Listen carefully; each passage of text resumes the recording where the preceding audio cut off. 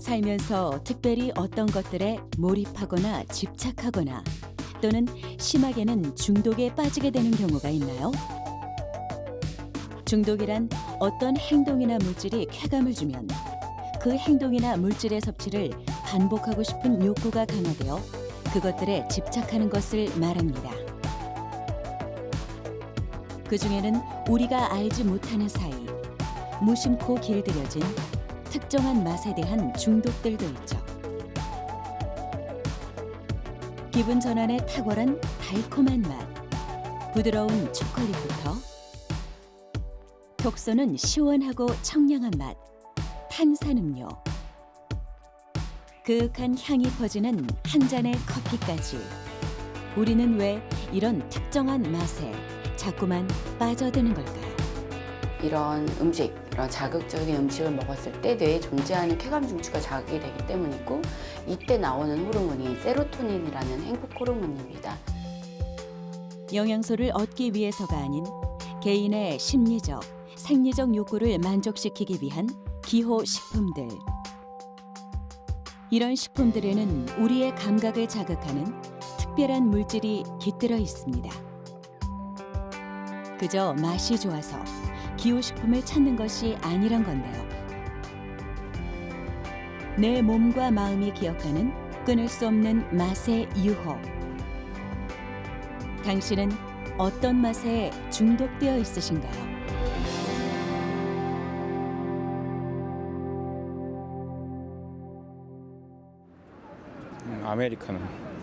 아메리카노 달고 사니까. 하루에 4잔? 4잔? 네. 하루에요? 네. 졸리니까 또 카페인 충전하고 밥 먹고 나면 졸리니까 또 먹고 야근하면 졸리니까 또 먹고. 사실 커피가 제가 알기로는 3잔 정도가 그 한계 정도로 알고 있는데 지금 일을 할 때는 막 8잔, 9잔 정도 먹거든요. 저는 단맛을 가장 못 끊는 것 같아요. 떡볶이 많이 먹어요. 그러니까 막 뭐 먹을래 이러면은 보통 떡볶이 많이 먹는 것 같아요. 친구들이랑. 밀가루는 그냥 자연스럽게 중독이 되어 있는 것 같아요. 되게 매운 라면인데 그거를 하루에 2개씩도 먹었던 적이 있어서 그게 중독이지 않나 이런 생각을 했던 적이 있어요. 라면 중독이었어요. 거의 뭐 일주일에 한 3-4번은 먹었고요. 예, 그리고 한 번 먹을 때마다 뭐 거의 뭐 한 개 이상씩은 먹었기 때문에 나름 중독이었던 거 생각합니다. 예. 김치 없으면 밥을 못 먹어요. 개운한 시원한 맛으로 깔끔한 걸 좋아해요. 매운 거요.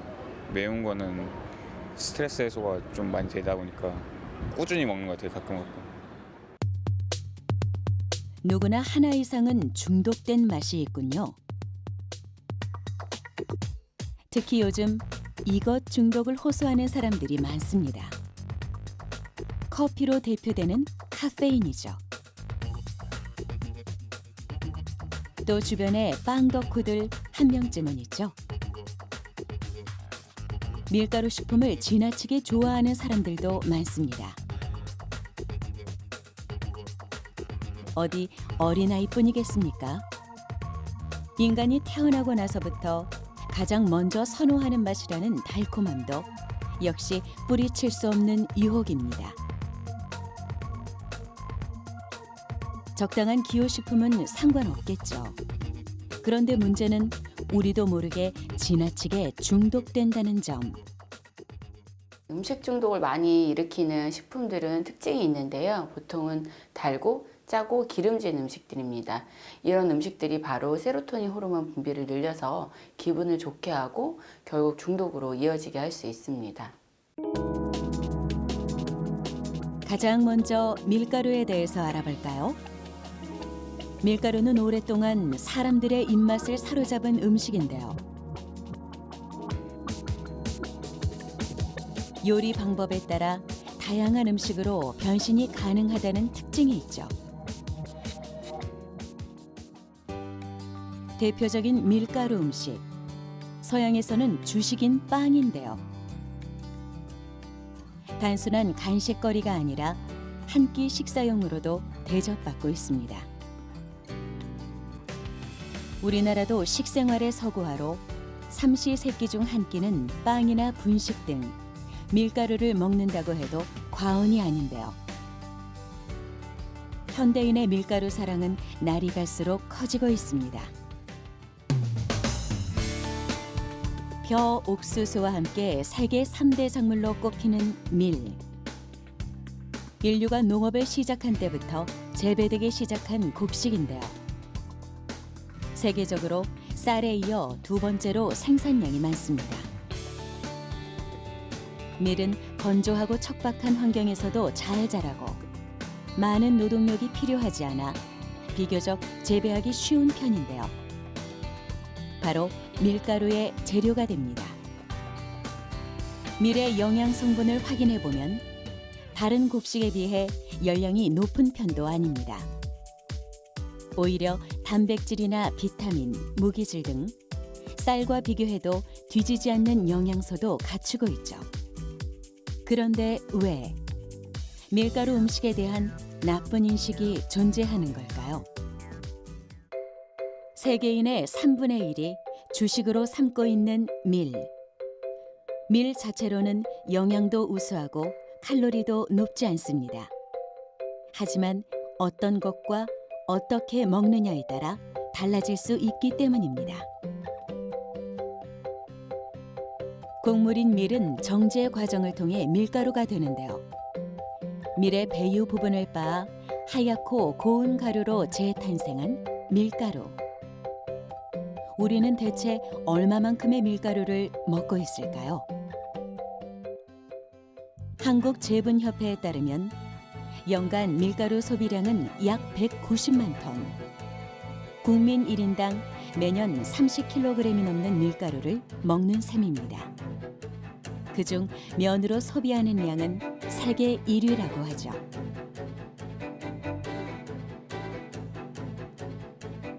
다양한 간식과 인스턴트 식품에 이르기까지 한국인의 밥상을 점령하고 있는 밀가루. 어느덧 제2의 주식으로 불리고 있는데요. 1인 가구나 맞벌이 가정이 늘어나면서 간편하고 다양하게 즐길 수 있는 음식으로 인기는 더 높아질 것 같습니다. 그럼 우리는 언제부터 밀가루를 좋아하게 됐을까요? 밀가루 음식하면 서양에서 들어왔다고 생각하지만 밀가루는 우리나라 최초의 식품서에 등장합니다.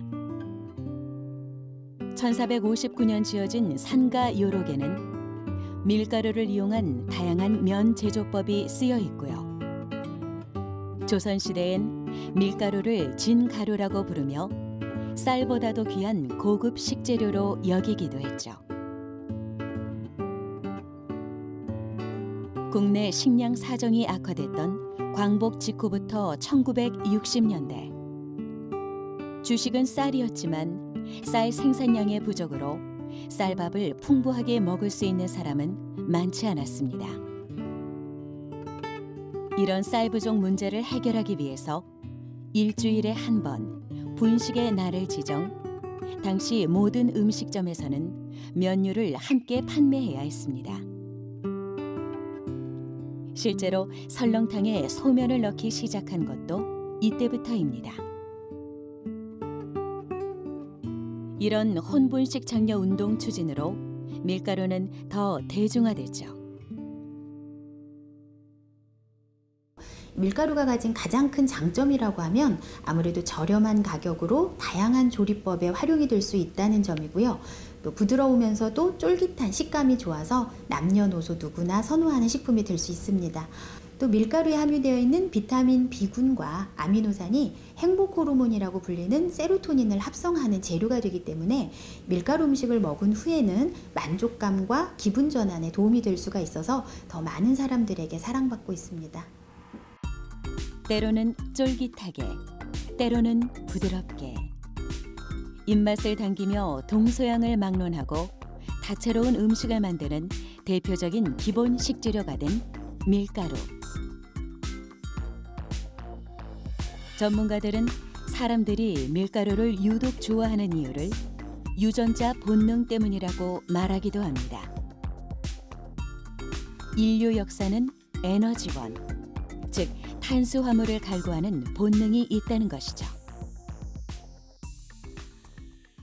우리 에너지원, 아주 근원적인 에너지원인 탄수화물에 대한 어떤 집착은 우리 인류가 오래전부터 갖고 있었던 것이죠. 근데 단지 이제 밀가루는 굉장히 다양하게 변환이 가능하다. 뭐 빵, 국수, 스파게티, 뭐 케이크, 굉장히 과자류, 뭐 굉장히 스낵, 굉장히 다양하잖아요. 현대인들 다양한 걸 추구하잖아. 현대인들의 구미에 딱 맞는 거죠. 탄수화물을 먹어야 되고 또 그걸 통해서 열량을 얻어야 되고 또 그래서 활동을 해야 되는데 굉장히 다양한 그런 형태로 우리에게 다가올 수 있고 그러다 보니까 이제 밀가루를 많이 좋아하게 된 거고. 밀가루가 사랑받는 또 다른 이유, 바로 이 쫀득한 식감 때문입니다. 다른 곡류에선 재현할 수 없는 씹는 맛과 쫄깃함. 그 이유는 밀가루가 물을 만나 생성하는 글루텐 때문이죠. 글루텐은 곡류에서 볼 수 있는 단백질 성분으로 특히 밀에 풍부한데요. 이것이 반죽을 쫄깃하고 찰진 식감으로 만들어줍니다. 그 덕에 밀가루로 빵과 면을 만들 수 있는 건데요. 반죽을 하면 할수록 글루텐 양이 많을수록 더 쫄깃한 맛을 낼 수 있습니다. 이런 특유의 식감은 밀가루를 좋아하게 하는 또 다른 이유이기도 하죠. 밀가루가 체내에 흡수되면 엑소르핀이라는 물질이 생기게 되는데요. 중추신경계를 자극해 우리에게 기쁘고 행복한 느낌을 전달한다고 합니다. 대신 중독 증상도 일으켜 밀가루 식품을 계속 먹고 싶다는 욕구를 촉진시키기도 하죠. 이 글루텐은 탄력성이 있어서 밀가루 반죽을 쫄깃쫄깃하게 하고 또 빵이 가볍고 폭신하게 만드는 역할을 하는데요. 또 이런 글루텐이 먹게 되면 장내 세균에 의해서 엑소르틴이라는 성분으로 변하는데 이 성분도 뇌에 작용해서 행복한 느낌을 주는 데 도움이 되기 때문에 밀가루를 더 찾게 되는 것입니다. 하지만 밀가루의 글루텐은 많은 논란에 휩싸인 물질이기도 합니다.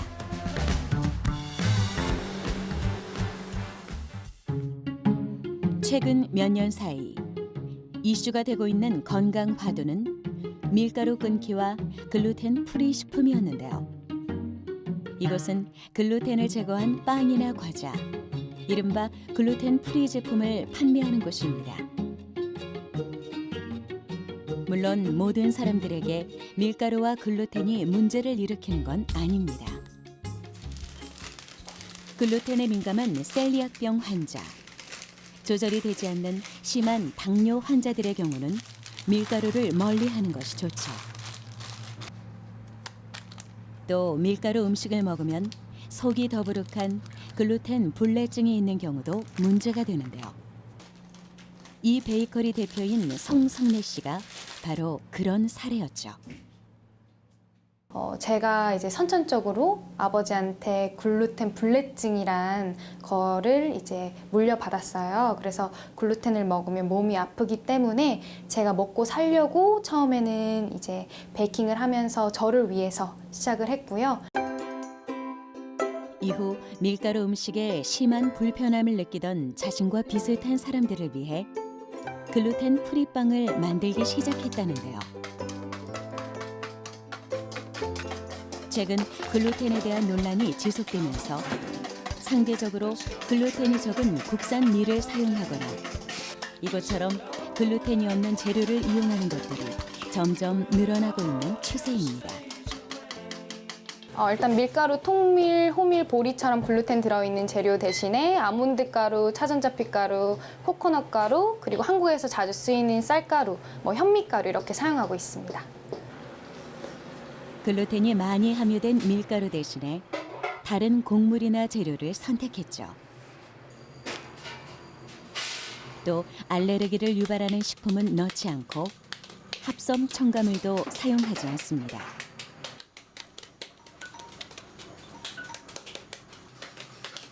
만드는 방법은 일반 제빵 과정과 비슷한데요. 다만 반죽이 조금 까다롭고 모양 내기가 쉽지 않은 점은 다소 있습니다. 일반 제과 제빵이랑 별 다를 건 없어요. 사실 대신에 이제 글루텐이 들어있지 않기 때문에 발효되는 제품보다는 제과 쪽이라고 하죠. 그냥 반죽을 한 대로 그 다음에 바로 그냥 오븐에 넣고 있고요. 글루텐 프리 빵은 발효 과정을 거치지 않고 바로 오븐에서 구워냅니다. 글루텐이 없어 쉽게 바스러지고 점성이 적은 게 특징인데요. 쫄깃함도 덜하죠. 하지만 소화가 잘 되는 장점이 있습니다.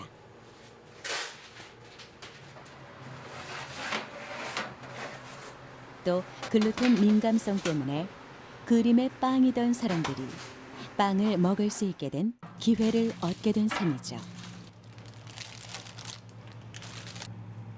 입소문을 타기 시작하면서 이곳의 빵은 내어놓기 바쁘게 판매가 될 정도로 인기가 많은데요.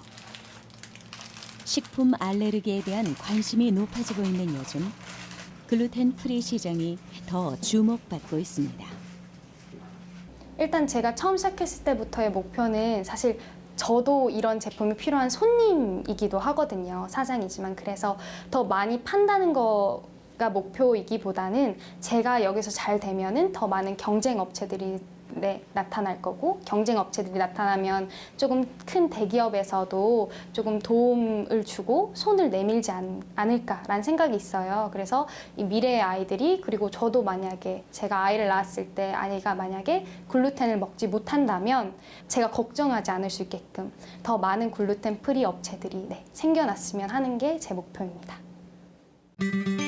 빠르고 간편하게 먹을 수 있는 밀가루 음식. 우리는 지금 밀가루의 시대를 살고 있습니다.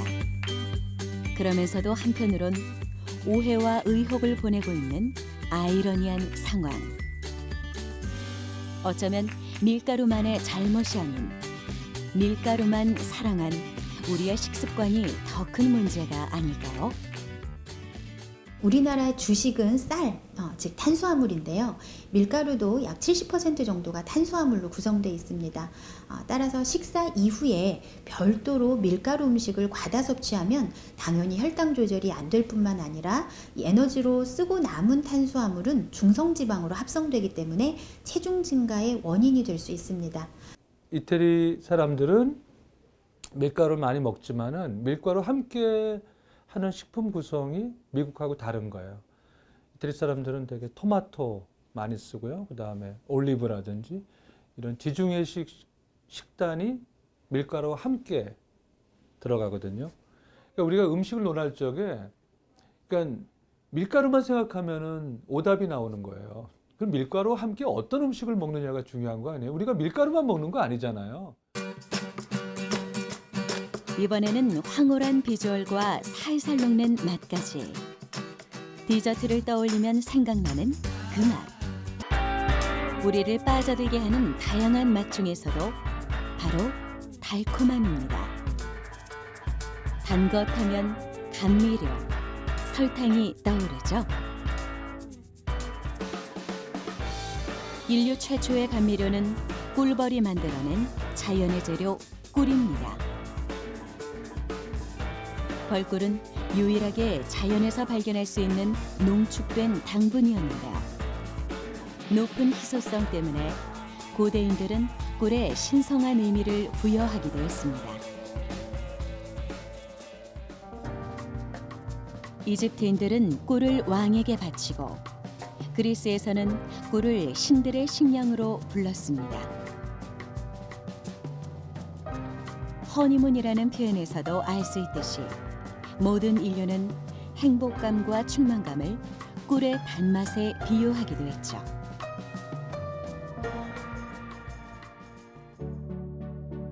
단맛이 대중화된 것은 설탕이 제조된 뒤부터인데요. 단맛을 집요하게 추구해온 인간은 마침내 설탕이라는 감미료를 만들어낸 것이죠. 설탕이 최초로 제조된 것은 기원전 4세기. 인도인들이 사탕수수에서 설탕을 추출했다고 전해집니다. 초기의 설탕은 사치품이었습니다. 6세기 무렵에는 금보다 비싼 향신료로 평가받던 후추보다도 더 비쌌는데요. 설탕이 중세 유럽에 처음 알려질 때는 동방에서 전해진 값비싼 재료로 알려져 감미료가 아니라 향신료로 분류했습니다. 또 결핵 등을 치료할 수 있는 신비한 약재로도 쓰였죠. 그 후 대량 생산이 가능해지면서 사치품이 아니라 도시 노동자들의 영양 보급원 역할을 담당하게 되었습니다. 보통 향신료라고 하는 걸 스파이스라고 얘기를 하잖아요. 근데 스파이스는 의약품이라고 하는 라틴어 어원이 있어요. 그렇기 때문에 그렇게 불렸던 거죠. 설탕도 그 중에 하나로 분류가 됐었던 거였지. 그리고 사실 아주 희귀한 음식일수록, 식재료일수록 고가의 대우를 받고요. 그리고 그런 것들이 내 몸에 섭취가 되면 굉장히 플라시보 효과가 커져요. 예로부터 설탕은 의약품 역할을 하기도 했습니다. 서양에서는 소화제로 여겨졌는데요. 사람들이 식후 달콤한 디저트를 즐기는 이유이기도 하죠. 이처럼 단맛에 대한 인류의 호감은 본능적이고 뿌리가 깊습니다. 오늘날의 설탕은 면직물, 소금과 더불어 전 세계 3대 소비 상품으로 우리 곁에 자리 잡고 있는데요. 인간이 본능적으로 단맛을 찾는 이유는 무엇일까요? 네, 진화론자들의 주장에 따르면 인류는 상한 음식을 가리기 위해서 진화 과정에서 미각이 발달했는데요. 특히 단맛이 나는 음식이 가장 안전했기 때문에 지금도 단맛을 찾게 됐다는 학설이 있습니다. 또 다른 학설에 따르면 우리 뇌는 6세까지 급속히 발전을 하는데 이 시기에 특히 필요한 것이 바로 당분이기 때문에 어렸을 때부터 단 음식을 찾게 된다는 이론도 있습니다. 뇌의 에너지원으로 쓰이는 거는 당이에요, 당. 그러다 보니까 농경을 하기 전에도 수렵을 통해서 당은 계속 섭취를 하려고 들었고, 마찬가지로 염분도 그렇고요. 배가 많이 고파지고 뇌 에너지를 많이 쓴 날은 왜 그런 얘기 우리 많이 하죠. 머리에 쥐 날 것 같아 라고 하잖아요. 신호가 오는 거예요. 에너지 너무 많이 썼어, 빨리 공급해 라고 하는 신호를 주는 거예요. 그러니까 뇌가 당연히 당을 좋아할 수밖에 없죠. 에너지의 근원인 당은 뇌 기능에 중요한 역할을 담당하고 있습니다. 때문에 에너지가 필요할 때 뇌는 즉시 당분을 섭취하도록 우리 몸에 지시합니다. 이때 당을 섭취하면 뇌에서 행복 호르몬인 세로토닌을 분비해 심리적 안정감을 주게 되는 것이죠. 하지만 언제부턴가 현대인들은 설탕에 대한 부정적인 의견을 더 많이 접합니다. 이유가 뭘까요? 이 단 음식, 특히 설탕이나 이런 단순당 함량이 높은 식단은 혈당을 빠르게 올리기 때문에 인슐린이 급격하게 분비가 되는데요. 인슐린은 많이 높아지면 결국 지방을 더 축적되게 하는 효과가 있습니다. 따라서 체중 증가나 염증 반응, 그리고 당뇨나 고혈압 같은 질환의 원인이 되게 되겠고요. 이런 질환들로 인해서 심혈관계 질환의 위험도 높일 수가 있습니다. 그렇다면 적절한 당 섭취량은 어느 정도일까요? 세계보건기구는 권장 섭취량을 일일 총 열량의 10% 미만으로 두고 있습니다. 이는 각설탕 16.6개 정도의 양이라고 합니다. 미국 식품의약국은 권장량 정도의 설탕 섭취는 인체에 해를 끼치지 않는다는 결론을 내렸고, 미국 의학연구소와 유럽 식품안전청도 당류보다 고열량 식단을 피하는 것이 심혈관계 질환의 위험을 줄일 수 있다고 강조했습니다. 다른 음식들과 마찬가지로 설탕도 섭취량에 따라 독이 될 수도 약이 될 수도 있습니다. 적정량을 섭취하고 과할 때는 운동으로 열량을 소비하는 지혜가 필요하겠죠. 다음은 커피나 차 등에 함유된 카페인입니다. 커피 애호를 넘어 금단 현상을 호소하는 사람들도 점점 늘어나고 있는 추세인데요. 그렇다면 과학적으로 정의하는 카페인이란 과연 어떤 물질일까요? 염기성 유기화합물인 카페인은 냄새가 없고 쓴맛을 내는 백색 결정으로 뜨거운 물에 잘 녹는 성질이 있는데요. 섭취 시 중추 신경계와 신진대사를 자극해 피로감을 줄이고 각성 효과를 내는 물질입니다. 카페인의 녹는 온도는 섭씨 238도시라서 그보다 더 높은 온도로 올라가야 이제 카페인이 파괴가 되는데, 우리가 보통 일반적으로 이제 카페인을 먹게 되는 것들은 이제 커피 원두라든가 차를 갖다가 볶게 되는데, 이 로스팅을 하는 시간, 또 로스팅을 하는 온도 조건에 따라서 더 많이 나올 수도 있고 적게 나올 수도 있습니다. 또 우리가 먹기 위해서 이제 물을 붓게 되는데, 뜨거운 물의 그 온도에 따라서도 추출되어지는 양들이 달라지게 되죠. 대표적인 카페인 함유 식품으로는 커피와 차를 들 수 있습니다. 또 이 두 가지 외에도 우리 주위엔 많은 종류의 카페인 함유 제품들이 있는데요. 제품의 종류와 제조 방식에 따라 카페인 함유량도 각기 다릅니다. 그렇다면 카페인의 하루 최대 권고 섭취량은 어느 정도일까요?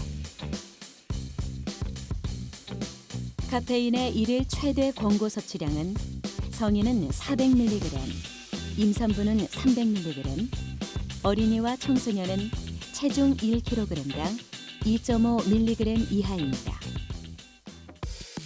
카페인 섭취에 기여한 주요 식품은 성인의 경우 아무래도 커피인데요. 커피 전문점 커피는 물론이고요.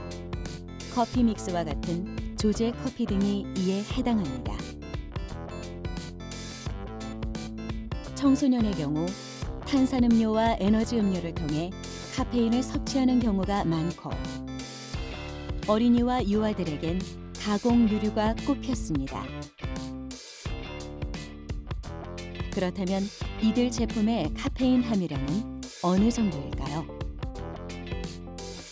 커피류의 1회 제공량당 평균 카페인 함량을 살펴보면 커피 침출액이 107mg, 커피 음료가 88mg, 조제 커피는 53mg으로 나타났습니다. 탄산음료의 평균 카페인 함량은 24mg, 이 중 에너지 음료의 평균 카페인 함량은 62mg으로 나타났습니다. 저희가 하루에 먹을 수 있는 최대 섭취량을 우선 알고 계신 게 필요할 것 같습니다. 보통 일반 성인의 경우는 300에서 400ml 정도의 카페인 섭취가 권장이 되고요. 임산부는 한 300ml 미만으로, 또 특히 청소년 같은 경우는 100ml 미만인데, 우리가 흔히 먹고 있는 커피 한 잔, 우리가 에스프레소나 아메리카노 같은 경우에 한 잔에 100 정도가 들어있기 때문에 그 커피 한 잔 기준으로 약 3잔 정도 이내로 드시는 게 좋을 것 같습니다. 카페인을 말할 때 역시 커피를 빼놓을 순 없을 것 같은데요. 여러분은 하루에 커피를 몇 잔이나 드시나요? 카페인은 비교적 안전한 화합물이지만 내성이 생기는 물질입니다. 카페인의 내성이 생기면 좀 더 강한 자극을 얻기 위해 더 많은 카페인을 섭취하게 되는데요. FDA에서 권장하는 카페인 최대량 하루 400mg을 매일 넘기다 보면 카페인 내성이 생긴 중독 상태에 이르게 되는 것이죠. 간단한 자가진단 테스트로 카페인 중독 여부를 확인해 볼 수 있는데요. 어떤가요?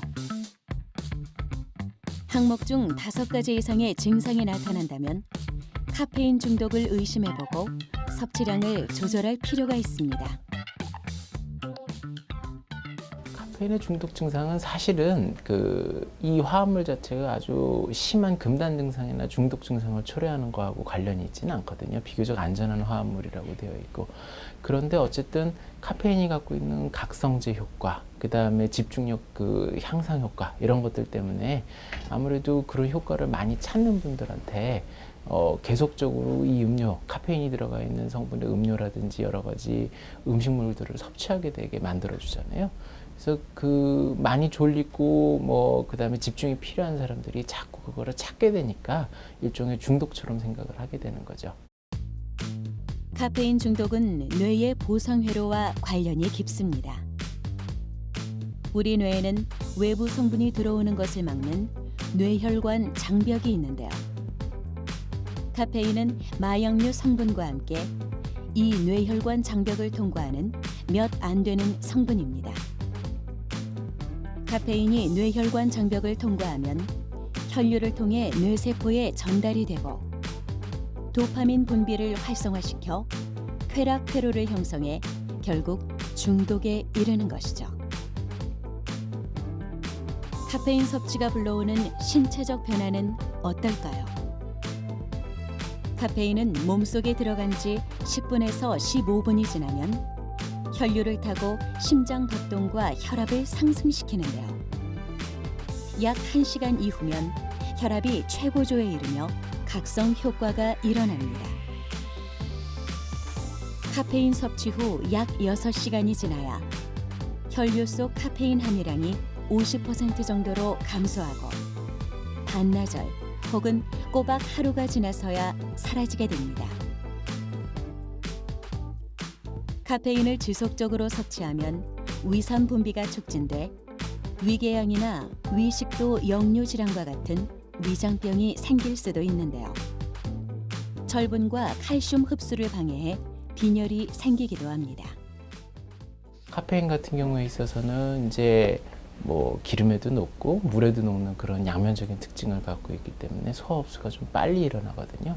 대표적인 장점이 각성제로 작용을 하기 때문에 그러니까 졸음을 좀 깨우고 집중력을 높여주고 이런 게 좀 장점이라고 얘기한다면 단점으로는 이제 아무래도 카페인을 너무 많이 섭취하는 거랑 좀 관련이 있을 텐데 좀 예민해지고 그다음에 심박동이 좀 빨라지고 그다음에 소변이 좀 많이 나오게 되고 불안증, 현기증 같은 것들이 생길 수 있고 그래서 일종의 중독증이나 금단 증상의 원인이 될 수도 있습니다.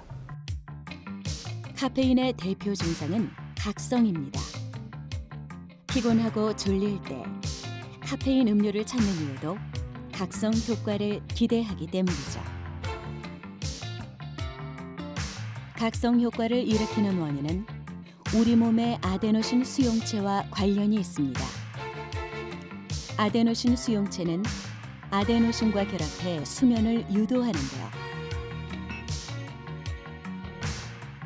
카페인은 아데노신을 대신해 아데노신 수용체와 결합해 수면 유도를 방해합니다.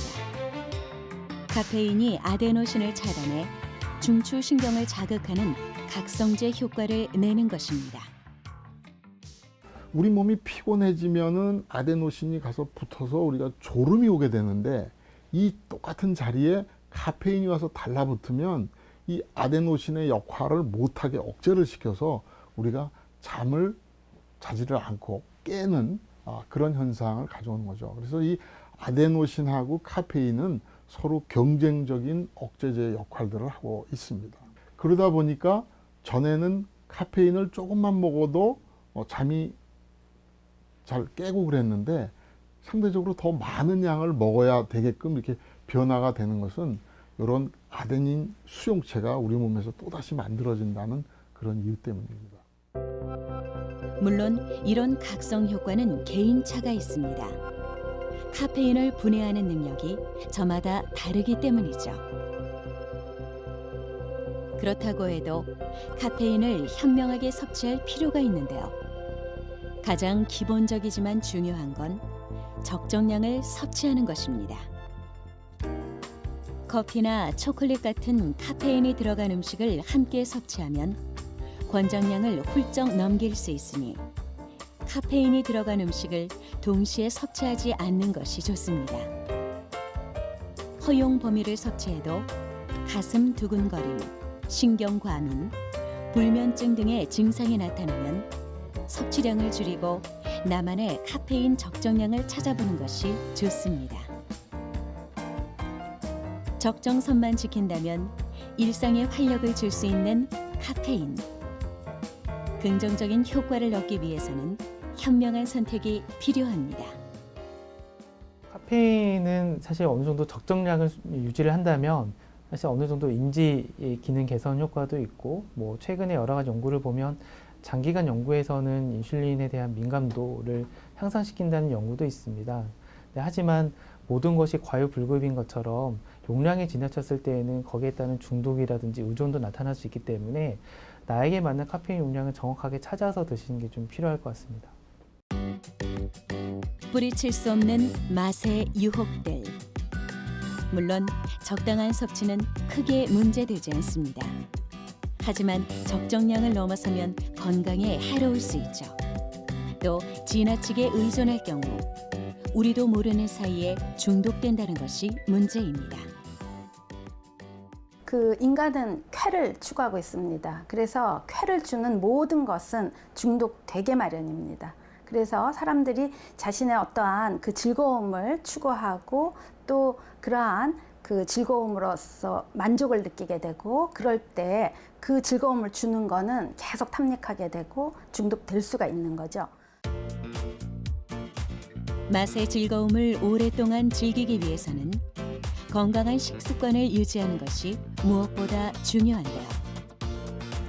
전문가들은 이를 위해 규칙적이고 균형 잡힌 식단이 필수라고 말합니다. 사실 건강한 식습관이라는 것은 일단은 새끼를 규칙적으로 먹고 새끼의 양이 비슷하면서 과식하거나 폭식하지 않고 식사의 내용이 균형이 있어야 된다는 건데요.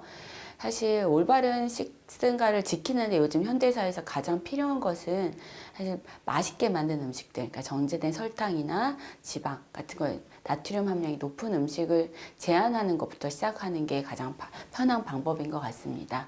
그런 음식은 제한하고 대신에 과일이나 채소, 적절한 단백질 식품으로 고기나 두부, 생선 같은 양질의 섬유소와 단백질을 적당하게 드시는 것이 가장 좋은 방법이겠습니다.